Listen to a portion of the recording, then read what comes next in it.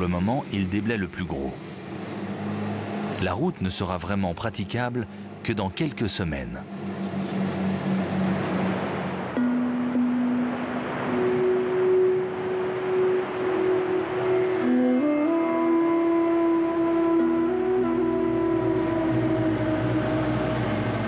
Avec le mois de juin, les premiers camions mettent le cap sur l'Himalaya.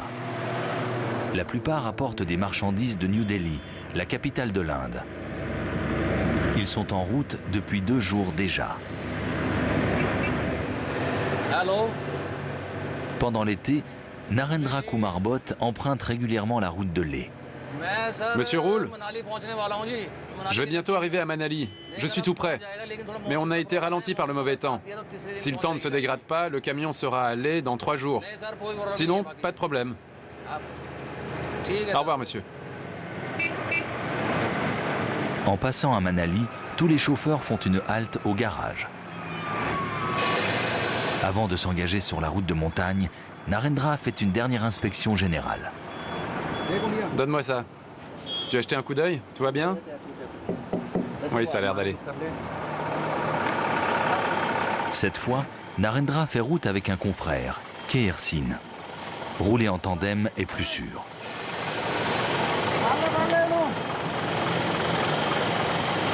Contrairement à Narendra qui travaille à son propre compte, Keher Singh est employé par une entreprise de transport.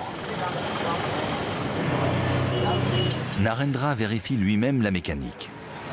Tout doit être parfaitement en ordre. Il en va de sa vie.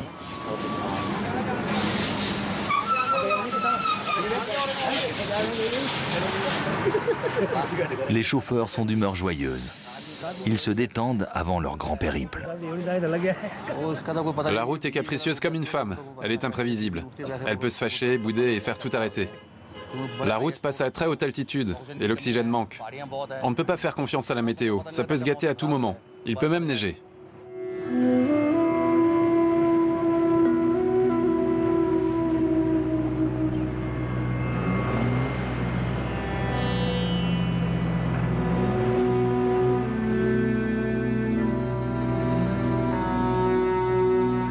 Avant de prendre la route, Narendra adresse une dernière prière aux dieux. Il leur demande de veiller sur lui pour arriver sain et sauf à destination et avoir la force de surmonter les épreuves qui l'attendent.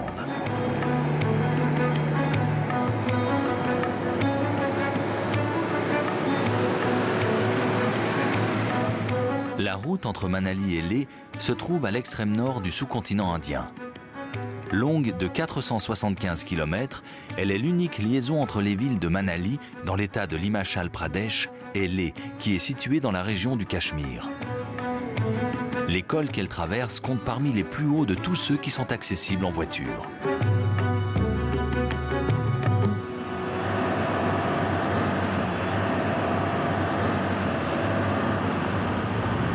Peu après Manali, la route s'élève rapidement pour rejoindre le premier col.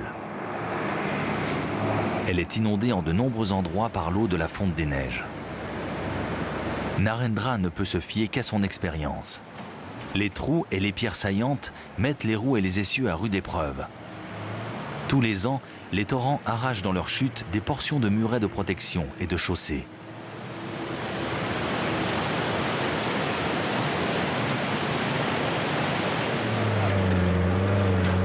Un autre obstacle guette à quelques kilomètres.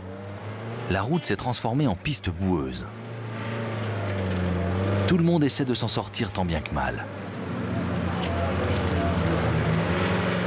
Après des mois sans pouvoir sortir de chez eux, certains veulent enfin aller en ville, rendre visite à leur famille ou partir simplement à l'aventure dans la montagne.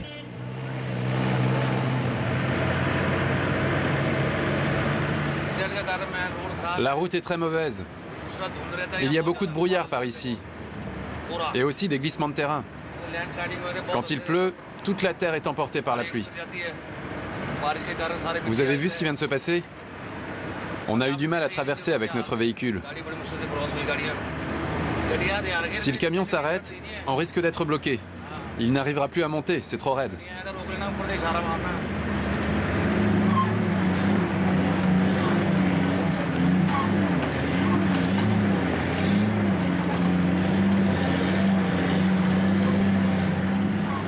Ramesh est l'apprenti de Narendra. Il lui sert d'aide et de guide pour veiller à ce que le camion ne s'engage pas dans de mauvaises passes. Accompagné de ses deux assistants, Keher Singh suit le camion de Narendra. Rouler en deuxième position est plus facile que d'ouvrir la voie, mais cela exige néanmoins la plus grande concentration.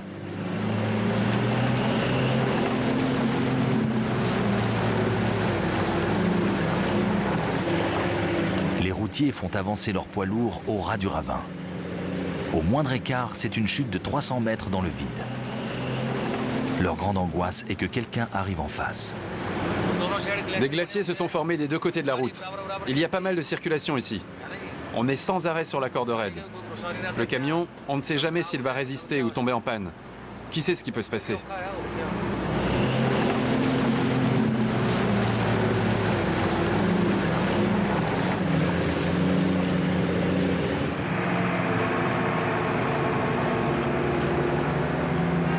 Un bouchon interrompt le trajet, pour un temps indéfini.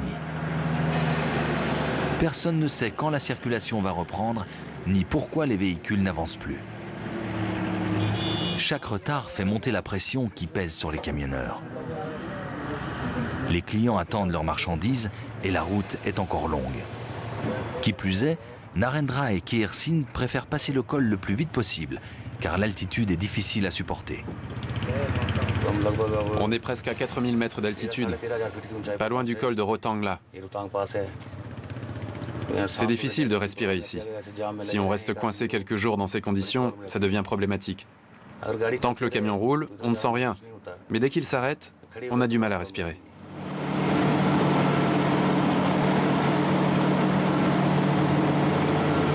Impossible de passer tant que la route n'est pas dégagée. Elle est bloquée par une coulée de boue et d'éboulis.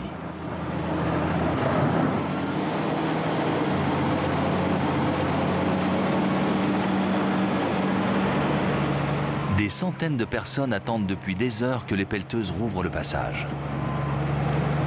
Plusieurs équipes d'entretien des routes sont stationnées le long du parcours. Les hommes sont rodés, y compris à déblayer de gros blocs de roches.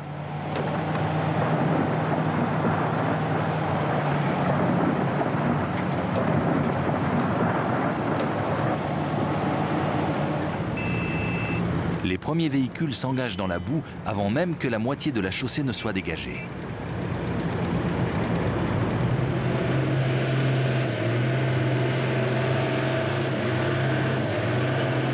Narendra a aussi réussi à passer.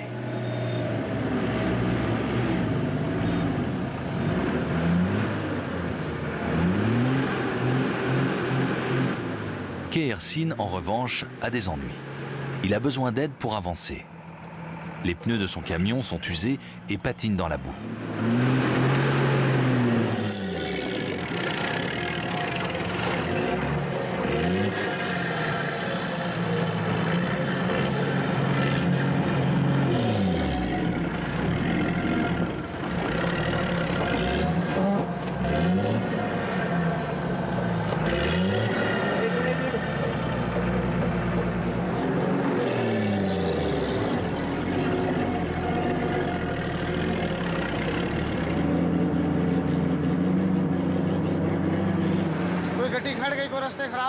Quand le camion tombe en panne en plein milieu de la route, on ne peut rien faire. On attend. Si quelqu'un arrive, on peut se faire aider. Sinon, rien. Il pleut sans arrêt, il n'y a ni téléphone ni hôtel. Il n'y a qu'un chemin boueux.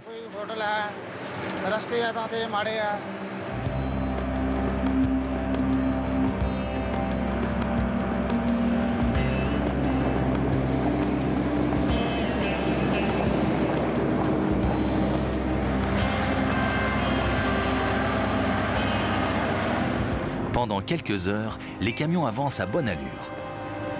La route gravit la montagne en décrivant une série de virages en épingle à cheveux. Puis elle serpente de nouveau au ras des parois escarpées et des ravins à pic.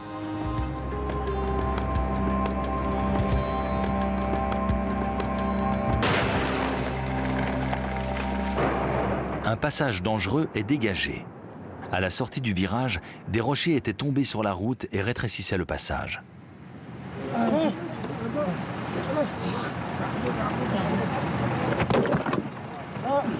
Quand il n'y a pas d'engin à proximité, les ouvriers unissent leurs forces pour repousser les rochers. La circulation n'attend pas.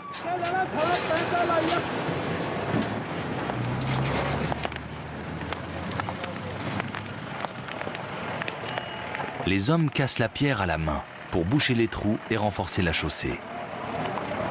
La plupart d'entre eux sont de jeunes gens qui viennent des régions les plus pauvres d'Inde. Faute de trouver du travail chez eux, ils se sont engagés dans l'entretien et la construction des routes.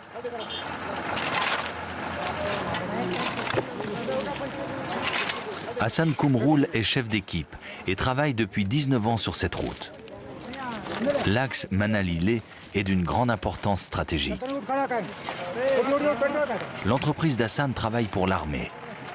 Le Cachemire reste un sujet de tension entre le Pakistan, la Chine et l'Inde. L'armée indienne a des milliers de soldats stationnés dans les montagnes. Pour que le ravitaillement leur parvienne, les ouvriers entretiennent la route en permanence. Tout ça, c'est la volonté de Dieu. Et ce qu'il fait ne peut être influencé ni par mon désir, ni par le vôtre. On n'y peut rien. Je vois ça depuis 18 ans. Lui, il maîtrise tout. Nous ne contrôlons rien. De notre côté, on travaille dur. On a construit des murs, il faut beaucoup d'hommes et puis des tonnes de ciment et d'acier. Mais face aux glissements de terrain et aux inondations, ça ne sert à rien. Tout dépend du Tout-Puissant.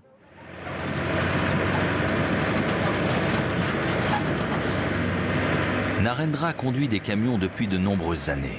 Il connaît toutes les grandes routes d'Inde. Aucune n'est aussi difficile que celle qui relie Manali à Leh. Parfois, les routes sont bloquées pendant 10 jours. On est coincé dans la neige. Il arrive que l'armée intervienne. Ils viennent nous apporter à manger en hélicoptère.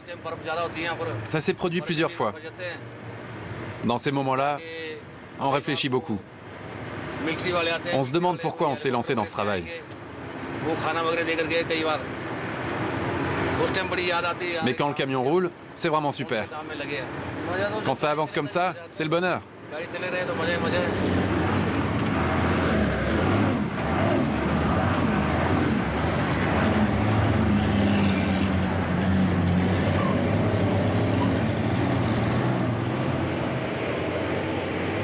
Avec ses 80 tonnes de chargement, Narendra ne peut pas rouler très vite. Mais il ne tient pas à faire sa tournée le plus rapidement possible pour gagner davantage d'argent. Il a vu trop de camions finir dans le ravin.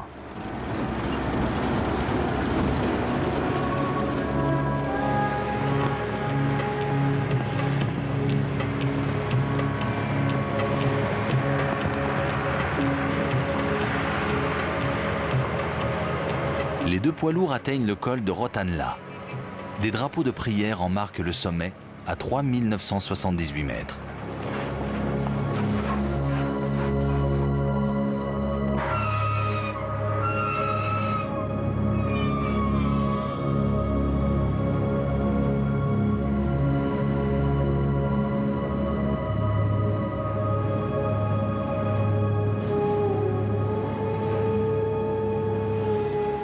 La nuit tombe vite. Les deux camions sont garés à l'écart de la route. C'est la première soirée du trajet. Comme il y a peu de restaurants ou de vendeurs ambulants sur le parcours, les hommes se préparent eux-mêmes à manger. La cabine sert à la fois de cuisine et de chambre à coucher. Si tout se passe bien, ils vont mettre 3 jours pour arriver à Leh. KRC est bien équipé. Il emporte toujours suffisamment de provisions pour parer au risque de panne. Les secours sont parfois longs à arriver. Les nuits sont froides, même en été, et les journées souvent très chaudes.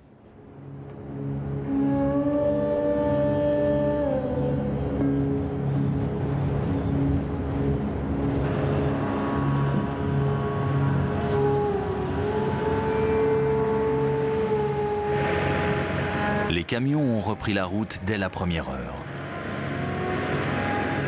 Ils traversent un haut plateau sans fin, une région désertique.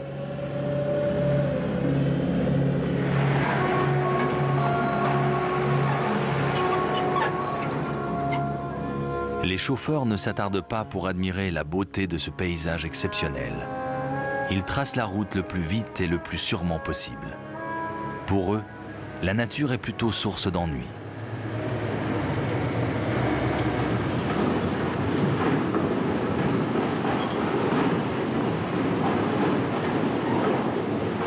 Pour traverser les gorges et les torrents, il n'y a qu'un seul moyen, les ponts de l'armée. Construits rapidement, ils ne servent généralement que pendant quelques mois. D'une année sur l'autre, l'eau de la fonte des neiges emprunte de nouveaux chemins.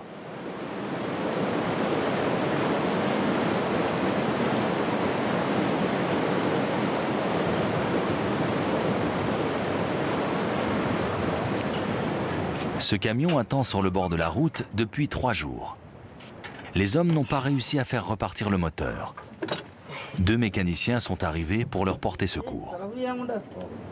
Jasper Sin est le propriétaire du camion. Ce n'est pas la première fois qu'il lui joue des tours sur cette route. Les péripéties de l'Himalaya, Jasper connaît. Quand un camion refuse de redémarrer, l'aventure peut rapidement tourner au drame. Il y a 2 ans, aucun mécanicien n'avait pu venir aider Jasper. Il avait été surpris par la neige au sommet du col le plus haut. Son camion en panne, le moteur avait gelé. Le chauffeur était resté coincé sur place près d'1 mois, avec en prime la peur qu'on lui vole son chargement. À la fin de l'hiver, il avait dû acheter un nouveau moteur. Mais cette fois, la panne est moins méchante. Le problème semble pouvoir s'arranger. Les mécaniciens vont au moins remettre le camion en état de rouler.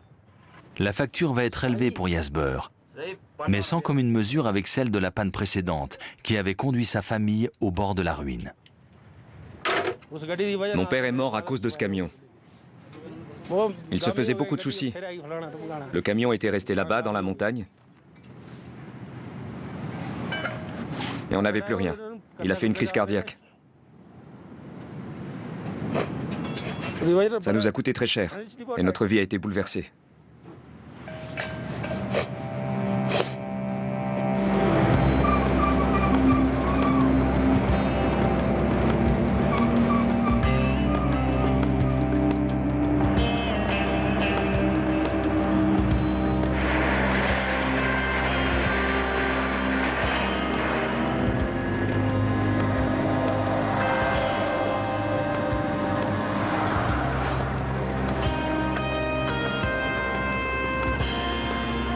Au fil des années, Narendra a tissé des liens avec cette route.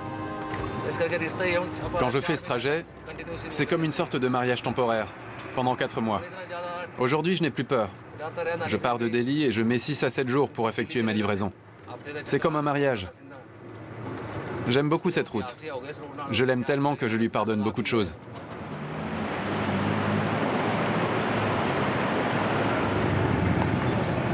Le convoi doit à nouveau s'immobiliser. Narendra a l'impression que quelque chose ne tourne pas rond. Il s'arrête chez le vendeur de pneus.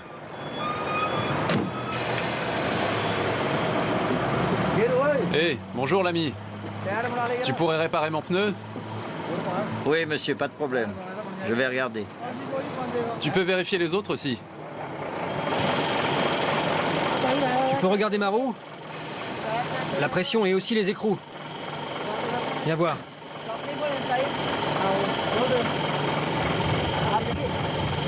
Vas-y, commence à la démonter. Il est à plat. Tu peux le réparer?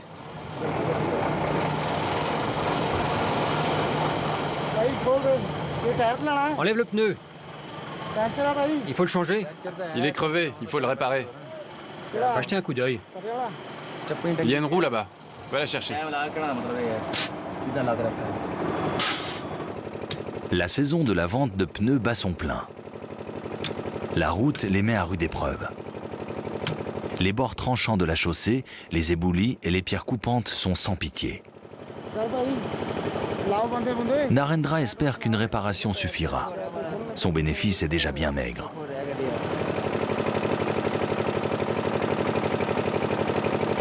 La chambre à air est réparable, mais combien de temps la rustine va-t-elle tenir? Le pneu en revanche est en mauvais état. Un caillou s'est enfoncé dans la gomme et l'a entaillé. Il faudra le changer pour le prochain voyage. Un caillou était rentré dedans. Le pneu était tout neuf. Il m'a coûté 170 €. Maintenant, il est troué. Eh ben, Vive le travail de chauffeur.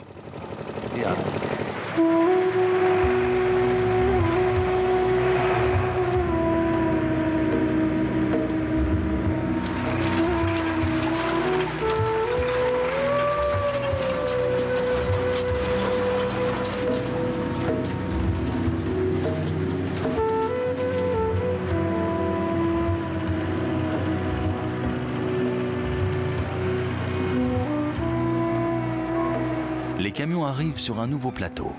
L'occasion parfaite pour une leçon de conduite. Le terrain est sans danger. Tu vois, jeune homme, sur cette route de Manali-Leh, il faut d'abord faire attention à la température du véhicule. Elle doit toujours rester entre les deux, pas trop froide ni trop chaude. Tu as bien compris? Ramesh veut devenir routier et espère pouvoir conduire son propre camion. Il rêve du jour où il pourra faire la route Manali-Leh sur le siège du chauffeur. Viens par ici. Quand on prend le volant, on se prosterne et on prie. On ne roule qu'après. Vas-y, continue.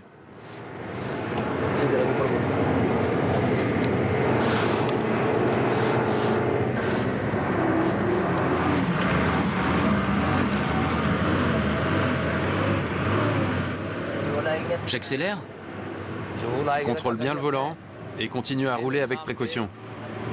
Mets-toi en première. Freine un peu.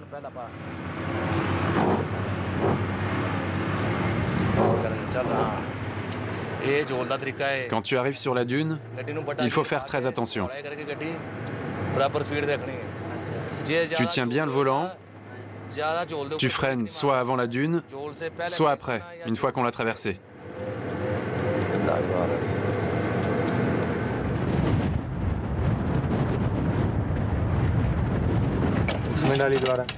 Le camion de Kersine ne veut plus avancer. Il s'est arrêté d'un seul coup.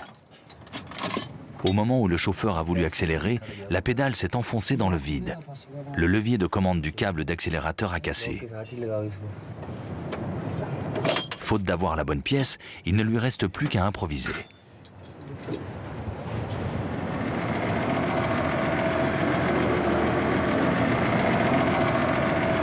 Narendra a constaté que Kersine ne le suivait plus.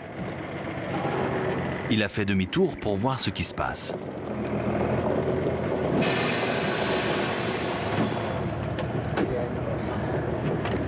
Les deux confrères ne se laissent jamais tomber. Ils savent ce que c'est d'avoir une panne en pleine montagne.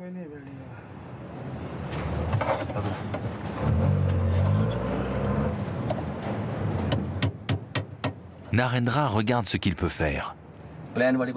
C'est un as du bricolage. Kersine et ses aides ont déjà tout essayé. Avec l'aide de Narendra et une simple pointe de métal, les hommes finissent par remettre le camion en marche. Ils peuvent reprendre la route.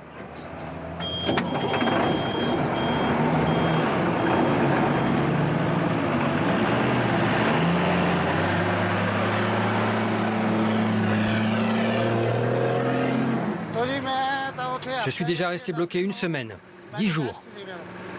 Je ne pouvais rien faire. Impossible de quitter le véhicule et de laisser la marchandise. Je suis responsable de mon chargement. Il ne faut pas qu'il diminue ni qu'il disparaisse. Et il y a des voleurs. Ils s'emparent de toutes nos affaires. Quand un véhicule est en rade au milieu de la route, ils arrivent et prennent tout. On ne les retrouve plus.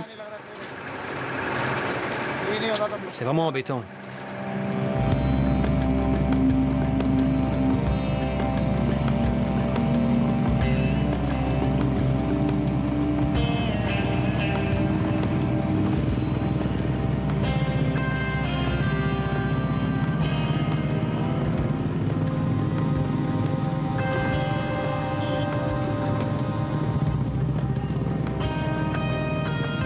La route de l'Himalaya fait partie des randonnées préférées des motards. Avec leurs engins, ils cherchent l'aventure et la liberté. Beaucoup ne se rendent compte qu'une fois sur place, que rouler sur des routes non goudronnées est aussi très dangereux.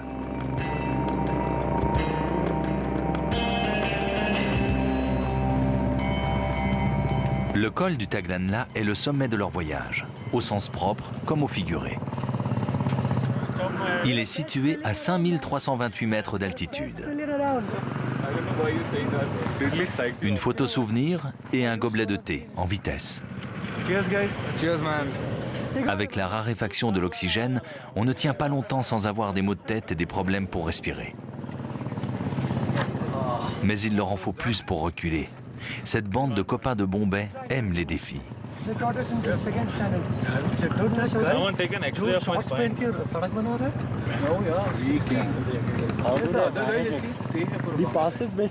Pour monter jusqu'au col, il n'y a pas vraiment de route.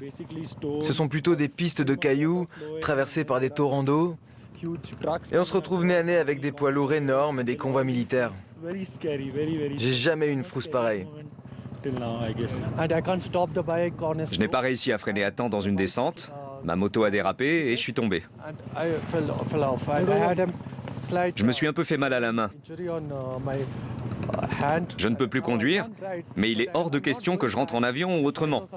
Je vais continuer la route en passager pour profiter au moins du paysage.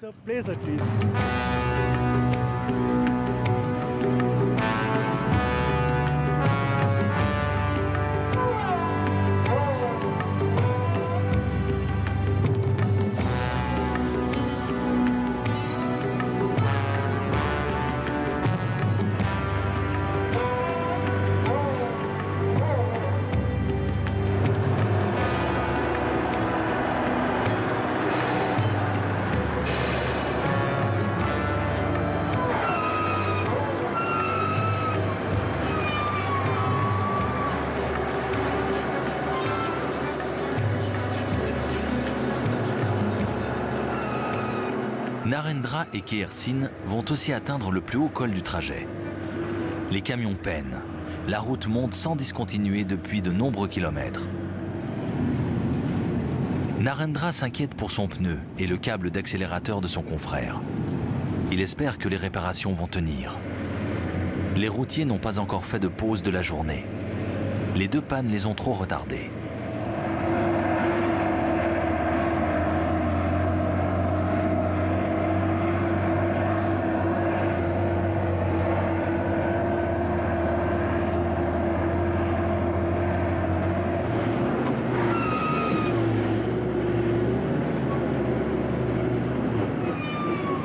Les voici enfin au Taglanla. Les 2/3 de la route sont faits.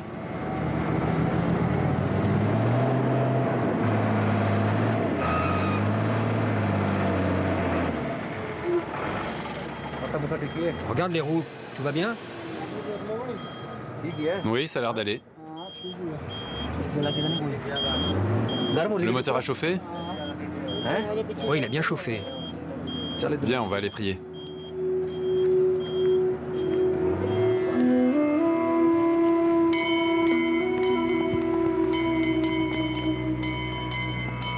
Narendra est très croyant. En tant que bouddhiste, il a appris à rester serein, à prendre les choses comme elles viennent.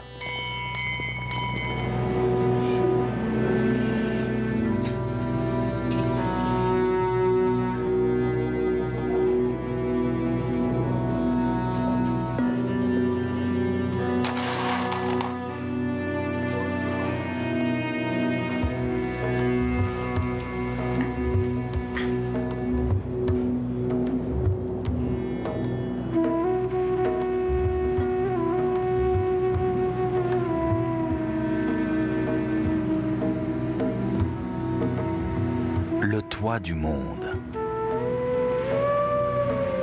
La route Manali-Leh est l'accès de l'Inde à l'Himalaya. Elle traverse les paysages les plus divers, aussi bien enchanteurs qu'hostiles. Arrivée au pied de ces majestueuses montagnes, elle s'enfonce dans des déserts froids et poussiéreux.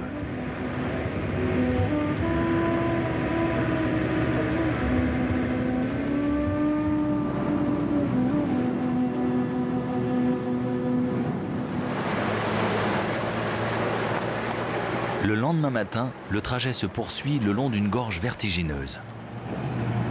Narendra essaie toujours d'effectuer cette partie du trajet en étant bien reposé. Il a besoin de toute sa concentration.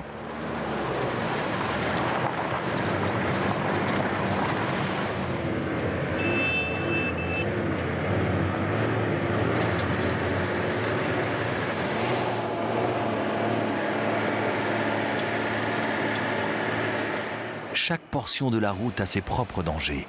Le relâchement est impossible. Ici, en camion, on ne peut pas rouler comme en ville. C'est complètement différent. Il faut être très vigilant. La moindre erreur peut causer un accident, et avec des pertes importantes. C'est pour ça qu'il faut vraiment bien réfléchir avant de partir. La route est en très mauvais état. Il y a de gros trous en plein milieu.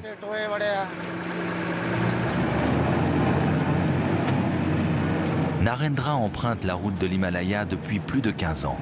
Avec le temps, il a vaincu sa peur, mais son respect est toujours le même. J'ai eu une peur bleue quand j'ai conduit sur cette route pour la première fois. Je la connaissais pourtant. Mais avant de prendre le volant, j'ai eu tellement peur que je n'ai pas mangé pendant 2 jours. Je me demandais comment j'allais m'en sortir à cette altitude. Mais maintenant, à force de le faire régulièrement, j'ai l'impression de monter vers le ciel. Et quand j'arrive à Leh, c'est comme si j'arrivais au paradis.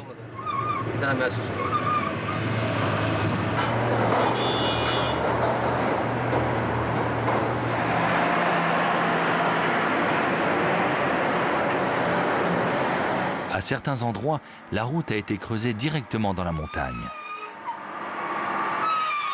Ici, il n'y a pas plus de filets pour protéger des chutes de pierre que de glissières de sécurité pour éviter que les automobilistes ne tombent dans le ravin.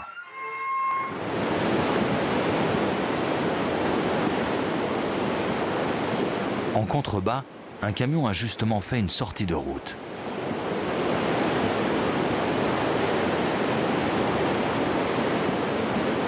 Les hommes essaient de l'extraire du torrent pour sauver ce qui peut encore être sauvé. Par chance, les chauffeurs s'en sont sortis vivants. Ils ont été sortis de la cabine et conduits à l'hôpital.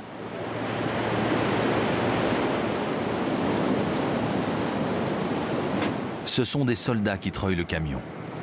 L'armée est la seule à disposer du matériel nécessaire. Les patrons des sociétés de transport perdent au moins un camion par an sur cette route. Mais pour eux, les conséquences sont limitées car ils possèdent tout un parc de véhicules. On devrait laisser tomber les transports sur cette route. Il y a trop de concurrence et aussi de vols. Ça ne paye plus. Il y a moins de travail que les années précédentes. Les pertes sont parfois énormes. Lorsque le camion est tombé, il transportait 12 000 litres de carburant. Tout est parti, il ne restait presque rien dans le véhicule. On a perdu le véhicule et en plus tout ce qui était dedans.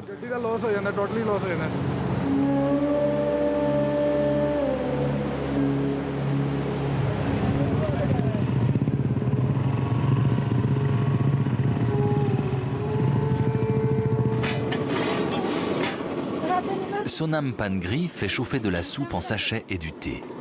Elle vient de la ville de Leh. Pendant les mois d'été, elle gagne sa vie avec ce petit restaurant de bord de route. Autour des réchauds et de la cuisine, des matelas sont à disposition pour dormir. C'est ici que les motards de Bombay ont passé la nuit. Ils ont eu froid et commencent à ressentir la fatigue de leur périple. Tous travaillent dans l'informatique. La rigueur du climat, l'altitude et les mauvaises routes ne font pas partie de leur quotidien. Pour eux, le Cachemire, c'est l'inconnu. D'où vient toute cette nourriture? Ça vient de Leh et quelquefois de Manali. Et c'est pas trop dur de vivre dans une tente? Si, parfois, quand il y a du vent et qu'elle est emportée, quand il pleut et qu'elle se déchire, c'est vraiment dur. Alors qu'est-ce que vous faites quand votre tente est abîmée? On recommence tout, faut tout refaire, c'est très difficile. Ces femmes sont fières de leur petite entreprise. Elles apportent un peu de chaleur humaine dans cette nature extrême. Cette route nous aide beaucoup, elle nous donne du travail. C'est grâce à elle qu'on a pu élever nos enfants. Tout le monde passe par ici. On reçoit les grands officiers, les lamas et aussi des pauvres. Les pauvres, on leur donne à manger gratuitement. Si les gens sont gentils, ils nous donnent quelque chose. Avant-hier, 10 personnes sont venues, ils n'avaient pas d'argent. On a préparé du thé qu'on a servi avec des biscuits, gratuitement. Ici, on est une quinzaine de personnes. On vivote tous avec ce travail. Quand la route est ouverte, on est heureux, et quand elle est fermée, on est triste.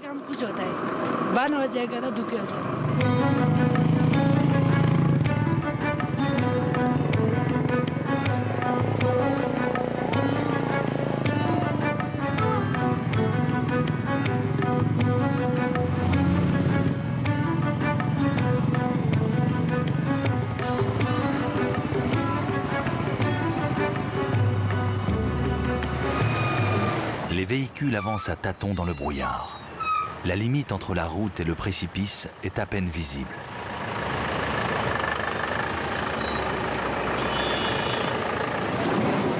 Narendra a pris l'initiative de faire la circulation. Personne ne se décidait à intervenir. Pour éviter le blocage total, il s'est arrêté pour faire passer le long de son camion les cars, les poids lourds et les voitures qui descendent. À cause d'un rétrécissement à quelques centaines de mètres, les véhicules ne peuvent plus se croiser.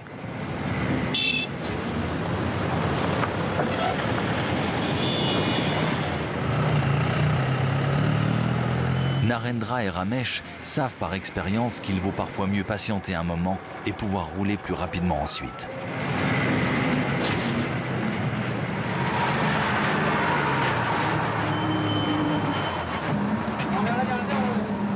Comme rien ne délimite la route, Ramesh s'est placé à ras du bord pour signaler le précipice.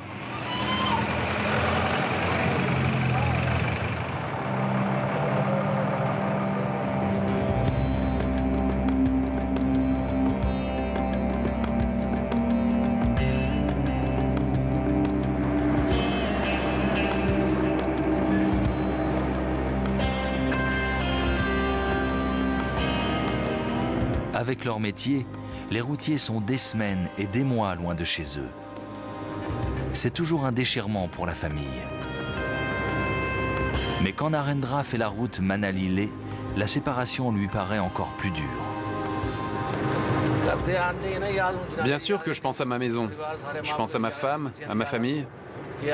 Je pense à ma mère, à mon père, à mes enfants. Je me demande, qu'est-ce qui m'attend ? Quand je quitte la maison, j'espère que la route ne sera pas trop risquée. Il se pourrait que je ne rentre plus jamais chez moi. Qui sait, un accident est vite arrivé. Tout un tas de choses peuvent se passer sur la route.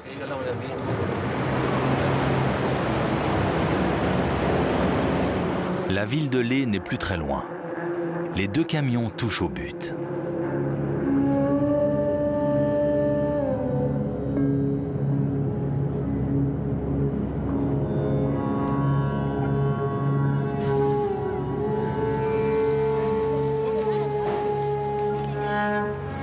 La capitale du Ladakh est située à plus de 3500 mètres d'altitude. Les habitants de tous les villages alentours viennent y faire leurs achats et vendre ce qu'ils produisent. Des siècles durant, la ville a été un grand centre du bouddhisme tibétain.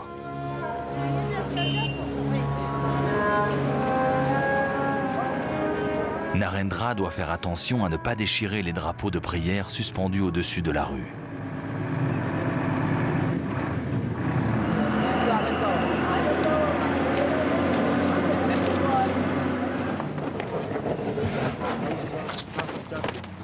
Maintenant que les deux chauffeurs sont arrivés à destination, leurs chemins se séparent. Ils n'ont pas les mêmes clients. Celui de Narendra a hâte de s'assurer que les marchandises sont arrivées en bon état. Les chauffeurs en sont responsables jusqu'à ce qu'elles soient déchargées. Malgré les pannes et les embouteillages, Narendra effectue sa livraison avec juste quelques heures de retard.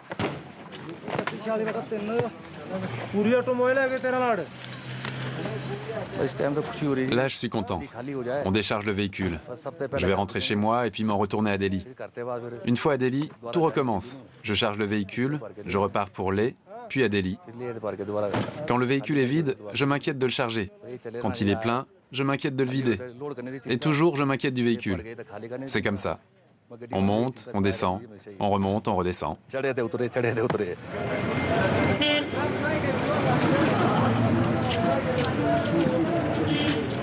Une fois son travail terminé, Narendra appelle sa femme pour lui dire qu'il est bien arrivé. Salut, c'est moi.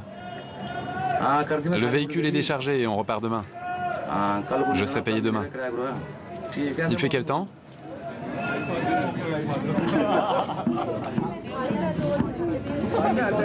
Les motards sont eux aussi arrivés à Leh, presque sans incident. Ils ont bien mérité quelques jours de détente avant de prendre le chemin du retour.